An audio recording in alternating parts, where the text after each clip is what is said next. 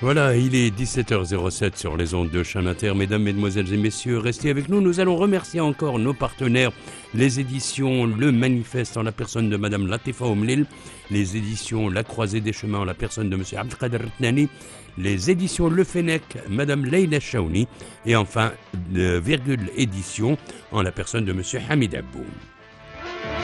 Avec nous aujourd'hui, bien un invité, bien sûr de marque, il vient tous les vendredis, c'est la chronique Le Chevalet. La chronique Le Chevalet. Aujourd'hui, nous allons parler, c'est Saïd Attal, bonjour. Enfin, Bonjour. bonsoir. Bonsoir. Là. Oui, bonsoir à toi et à l'efficace équipe Voilà. de ce studio Alifi Hafid. Voilà. Alors, en direct du studio Alifi Hafid, évidemment, nous allons parler d'un grand peintre, quelqu'un qui nous a quittés il y a assez longtemps. Il s'agit de Mohamed Douah. Alors, Mohamed Douah, je vous donne la parole, comme ça vous ouvrez d'abord le débat.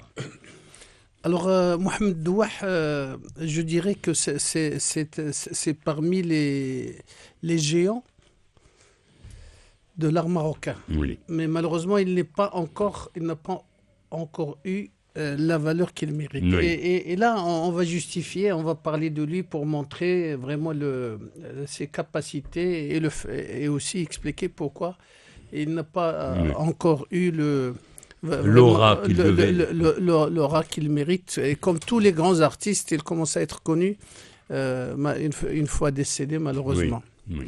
Alors, quelques éléments de Douah.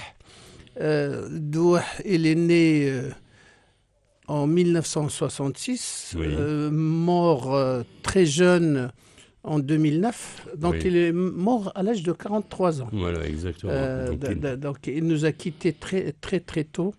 C'est un artiste qui a fait ses études à Tétouan, les Beaux-Arts de Tétouan. Oui. Après aussi, il a fait des stages à Paris, à Dijon et un peu partout. Oui. Alors, c'est quand même quelqu'un d'assez particulier. Alors, Très particulier. Donc, on va parler un petit peu de sa vie, sa vie, et peut-être sa vie explique un peu son cheminement. Douah, il a vécu dans une famille oui. où son père a divorcé de sa maman très tôt, dans l'âge. Donc ça fait des écorchés vifs. Ça voilà, fait des artistes écorchés vifs. Tout à fait. Bon, tu es orphelin sans lettres. Oui, voilà. Et nous qui le connaissons, on sait que ça l'a beaucoup marqué. Oui.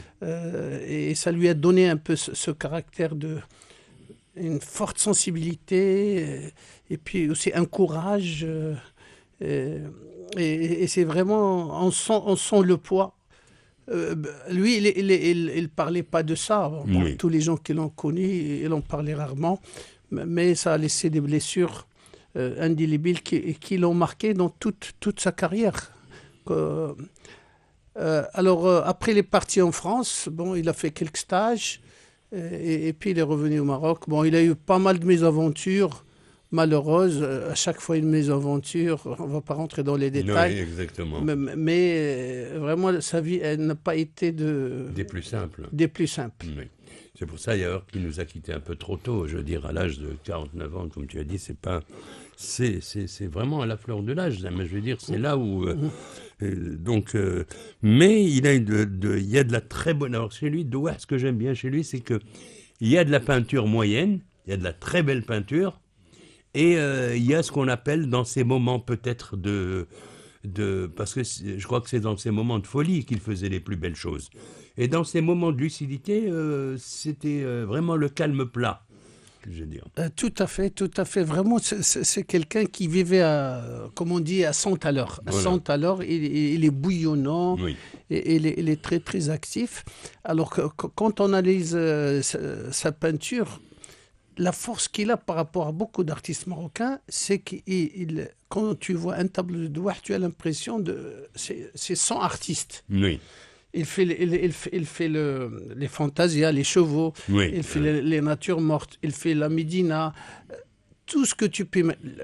l'abstrait, il est exceptionnel au niveau des toiles d'abstrait. Oui. Donc, c'est vrai que dans l'abstrait, il est très fort. Il est très, très fort. Et ce que j'aime chez lui, c'est pas les fantasias. Loin de là, parce que je crois que les fantasiens ont été galvaudés et qu'ils s'étaient donné à un moment, je crois que c'était pour vendre, hein, parce que comme il vivait à 100 km à l'heure, le mec avait besoin d'argent le lendemain. Faut appeler un chat.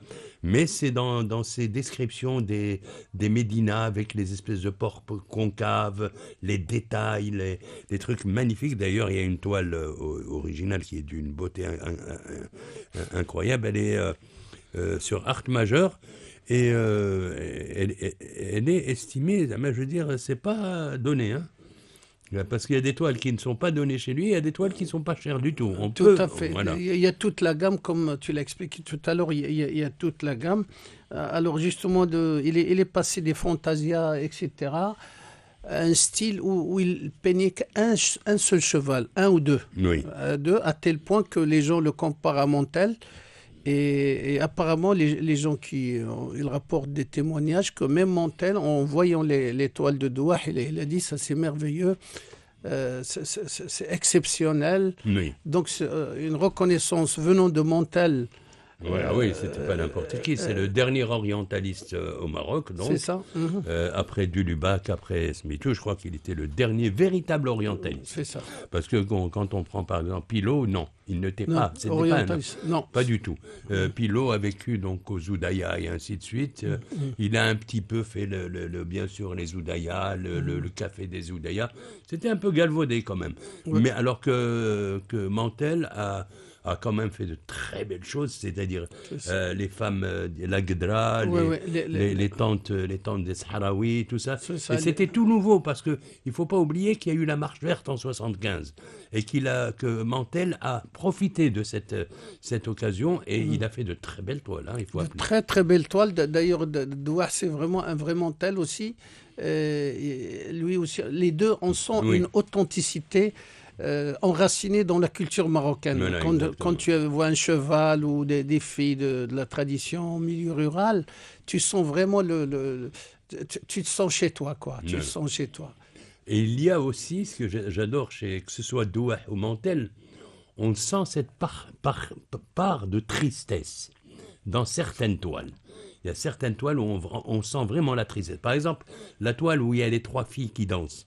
Ça, je ne l'ai su que lorsque j'avais rencontré Mantel. Moi, je l'avais rencontré ou l'interviewé pendant 2 heures, alors qu'il venait de quitter les Oudaya. Il a habité la ville de Témara, donc Témara plage. Je crois qu'il avait acheté une jolie petite villa où il a continué à peindre. Et c'est là où il a perdu une de ses filles, il a perdu sa femme, il a perdu beaucoup de membres de sa famille. Il est resté très seul, hein, attention. Il est arrivé en 1934. Il arrive en 1934 au Maroc et il vient sur des autobus et donc il débarque donc je crois à Tanger. Quand il débarque à Tanger, il ne trouve pas de place dans les autobus qu'il y avait à l'époque. C'était les espèces d'autobus, je te rappelais. Et on le met sur le camion avec les bagages. Et donc il y avait les coqs, les poules et tout ça. Et il me disait, je suis arrivé comme ça. Mais on va le débarquer où ? À Fès. Et il a détesté la ville de Fès. Alors il me dit, je suis retourné à Paris. Non, à Paris. Il est retourné à Tanger, il a pris le bateau et il revient en 1935 et il me dit, j'étais muni de mes godillots, c'est-à-dire ces chaussures un peu militaires. C'était des chaussures militaires. Et il arrive, et là où il va être ébloui, c'est que il va dire, on va le débarquer à Rabat, en face de la prison Lalo, il y a un marabout, et il va dire, j'ai été subjugué par la couleur blanche, alors que le soleil, les rayons du soleil tapaient sur le marabout. Et là, il dit, j'ai trouvé ma lumière. Et c'est là où il va s'installer pendant, bien sûr, des décennies donc aux Oudaya. Effectivement, aucun peintre n'échappe au truc des Oudaya, mais il a été sublime, lui, parce qu'il a surtout peint les Oudaya à l'intérieur et non pas à l'extérieur. Et Douah, c'est un petit peu la même chose. La toile que j'ai chez moi, vous le savez très bien, c'est Marrakech by Night, mais c'est aussi, on sent que Douah est assis, attablé dans un café. Ça peut être les cafés de France ou cafés de Paris, les anciens cafés, et on sent qu'il a travaillé. Il a très très bien travaillé. Il a eu un peu le même cheminement. Parce qu'il a vécu dans la Médina et après il est parti aux Oudaya. Voilà. Tous après c'est-à-dire la mer, l'eau, etc. Et ce qui est extrêmement important chez Douah, c'est un gars d'une très grande générosité. Voilà, oui. Alors j'ai assisté, parce que c'était un ami à moi, il m'appelait mon pote. Il avait 4 ou 5 amis. Il y avait Karman que tu connais, il y avait Souab. Il y avait Arzima, il y avait d'autres amis. Et j'ai assisté, parce qu'il passait sa vie où et il passait sa vie où il allait dans la Médina à côté à quelqu'un qui fait des encadreurs, qui s'appelle Abdelrazak. Oui, Abdelrazak, c'est sur on peut y entrer par la rue des Conciles et sortir dans la Médina. Exact. Et Abdelrazak, et c'est Mohamed qui fait les cadres. Alors, chaque après-midi, il vient là-bas, il s'achète des toiles, il commence à peindre. Ils vont ces toiles sur place. Un jour, j'ai assisté. Il avait 4 ou 5 ou 6 toiles. Il a liquidé ça rapidement. Il a eu 20 000 dirhams. Après, il est parti. Et puis, tous les gens le guettent. Ils disparaissent. Et il a disparu. Tous les gens le guettent, le suivent. Et au bout de 2 heures, parce qu'en repassant, je l'ai trouvé assis là-bas. Il me dit, mon pote, tu n'aurais pas 100 balles pour acheter des cigarettes. Je lui ai dit, les 20 000. Les 20 000.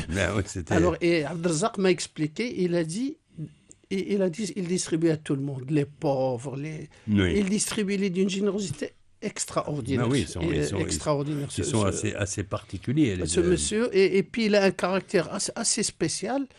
Il est trop gentil, trop timide, et toujours gai, mais il raconte jamais rien sur sa vie. Voilà, oui. Mais on sent, comme tu as dit tout à l'heure, la tristesse, une tristesse très profonde. On le remarque dans certaines toiles, il n'y a pas de doute, surtout dans le moderne, surtout dans le cubisme et tout, on sent qu'il y a cette tristesse parce que les couleurs sont très sombres.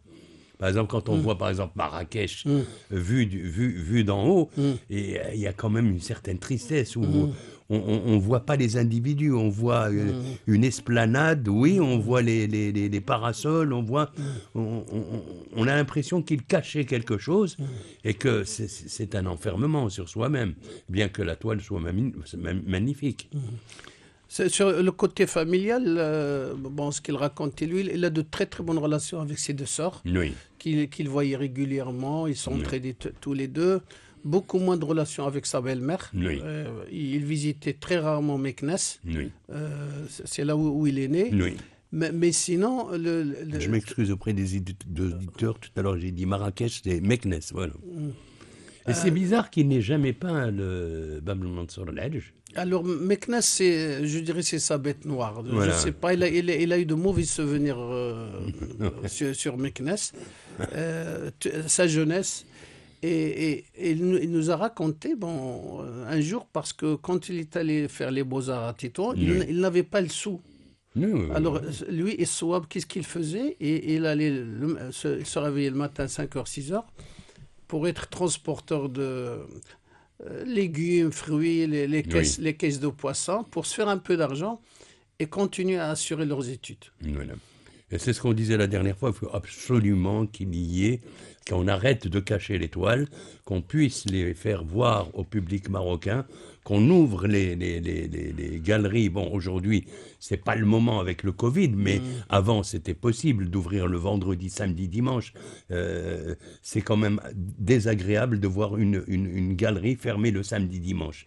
Elle devrait fermer le lundi, mardi, mais rouvrir le mercredi, jeudi, vendredi, samedi, dimanche. Parce que nous avons des gens comme, par exemple, une femme qui est pratiquement née à Casablanca, qui a vécu à Casablanca. C'est Gerdaï Gödüs. Gerdaï Gödüs était une... Alors, elle était yougoslave, elle était mélangée avec un père russe, un truc... C'était un florilège de nationalités. Mais elle a fait des toiles d'une beauté agréable. Cette dame a su, vous savez, les visages marocains et ainsi de suite. Ce que faisait Mantel, elle le faisait différemment. Et Gerda Gudus a vécu à Casablanca. Et un jour, elle quitte Casablanca, elle laisse un nombre incalculable de toiles. C'est un peu comme... alors moi, il y en a une que j'adore et je sais que tu l'adores aussi. Elle a vécu donc aux Oudaya. C'est du Lubac. Du Lubac qui est une femme qui a vécu jusqu'à 90 ans, je crois, un truc comme ça. Mais ce qui est extraordinaire, c'est qu'elle n'a jamais peint. Bien qu'elle ait vécu aux Oudaya, elle n'a jamais peint les Oudaya parce qu'elle a trouvé que c'était trop galvaudé. Elle a peint les forêts. Alors je pense qu'elle prenait sa voiture ou qu'elle se faisait accompagner, la Marmora, qu'elle se faisait accompagner quelque part. Mais ça, c'est d'une beauté incroyable, ces forêts, parce que elle a su vivre aux Oudaya. C'est-à-dire, je ne sais pas comment elle a fait pour échapper à cette espèce... Des fois, vraiment, les artistes, ils sont animés de forces intérieures, spéciales, inconscientes. Ça peut venir de l'enfance, ça peut venir de beaucoup de choses, quoi. Alors, ce qui les pousse un peu, les forces internes qui les poussent vers tel style ou tel style, en plus de la formation. Peut-être que c'est le fait d'avoir quitté son pays. Exactement. Et d'avoir vécu peut-être dans un endroit où les forêts... Il y a des nostalgies, voilà. il y a des forces mystérieuses un peu qui animent l'artiste. L'autre caractéristique de Douah, c'est sa rapidité. Oui. On a toujours raconté qu'il faisait des examens quand il était aux Beaux-Arts. L'examen durait, par exemple, 4 heures pour faire une toile. Apparemment, le bonhomme, en un quart d'heure, il a terminé, il a quitté. D'accord. Donc, il a une force. D'ailleurs, quand vous analysez n'importe quelle toile de Douah, vous allez voir des touches avec une force. Ah oui. Une force extraordinaire. Donc, il attaque la toile. On dirait... c'est comme c'est un lion. Jamal Fna, on a l'impression qu'il l'attaque avec rage. Avec rage. Voilà, il y a cette rage chez lui, il y a cette force, il y a ces trucs.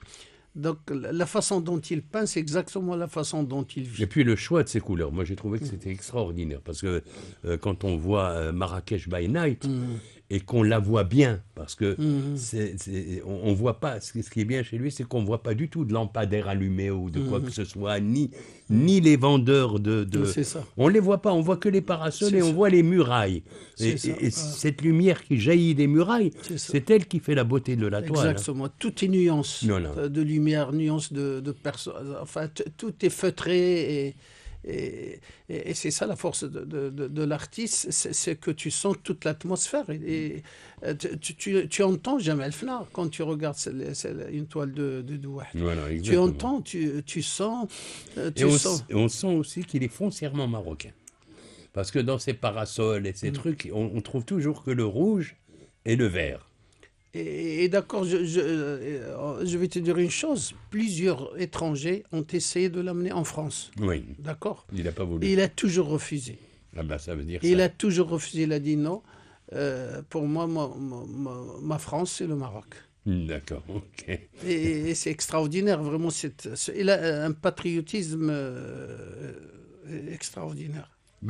C'est ce que je disais tout à l'heure, il faudrait que des artistes comme lui puissent ne pas passer inaperçus et créer des galeries où on pourrait l'intituler les galeries de la peinture inaperçue. C'est-à-dire de ces gens qui ont fondu dans l'oubli et on les a oubliés, on a oublié ces gens. C'est vrai que il y a quelques amateurs qui achètent et qui n'ont pas oublié, mais c'est peu, c'est très peu. Parce que Douah ne soit pas enseigné dans les écoles, que Douah, comment il s'appelle, Bellamine ne soit pas enseigné, qu'un tel et un tel. On a parlé de ces gens avec ferveur, avec beauté, ils ont vécu des moments très courts, mais ils ont vécu intensément. Donc c'est un peu comme Gauguin, comme Van Gogh, il faut appeler un chat un chat. Je veux dire, ils n'ont pas inventé la poudre aussi. Oui, tout à fait. D'ailleurs, dans ce sens, avec 2 artistes, Karmal, Chaiboun et moi-même, on s'est engagé à lui faire une exposition. Ah oui, il faut. Malheureusement, avec le Covid, on devait la faire le mois de février. Pour l'anniversaire de sa disparition, etc. Malheureusement, avec le Covid... Je crois qu'il faut attendre 2022. L'année prochaine. 2022. Au moins l'année prochaine, donc c'est reporté à l'année prochaine. Et on va essayer vraiment de montrer au public marocain les capacités, la force, les merveilles. Voilà. Les merveilles, parce que les merveilles de Douai sont exceptionnelles. Ouais, voilà. Donc, si Saïd Attal, merci d'être venu aujourd'hui, comme d'habitude, évidemment. Demain, je vous parlerai avec le docteur Robert Chastel du sultan Moulay Abdelhafid. N'oubliez pas que son livre se trouve donc alors, le livre est intitulé, vous pouvez le trouver donc à Kalila ou Limna, vous pouvez le trouver partout, avec le docteur, auteur donc de Rabat Salé, 28 siècles de l'Oued Bourg-Grec, et il est en librairie depuis novembre 2020. Il coûte pas cher, et pour les historiens, ceux qui préparent un doctorat en histoire, ils parlent des Phéniciens jusqu'à la piraterie de Salé et ainsi de suite, et ils parlent surtout du fleuve, le Bourg-Grec, comme une espèce de veine de sang qui nourrissait et à la fois la ville de Rabat et à la fois la ville de Salé. Voilà. D'ailleurs, ces causeries sont extrêmement intéressantes. Ouais, il faut les écouter. Parce que moi, avec intérêt. Voilà, moi j'oublie. Quand il commence à raconter, j'oublie. Voilà. Eh bien, c'est Saïd Attal. Merci. Merci à vous et à votre équipe. Voilà. 17h28 sur les ondes de Chane Inter. Je vous retrouve demain à la même heure, au même endroit, bien sûr. À vos amours, à vos passions. Merci d'être là pour nous écouter.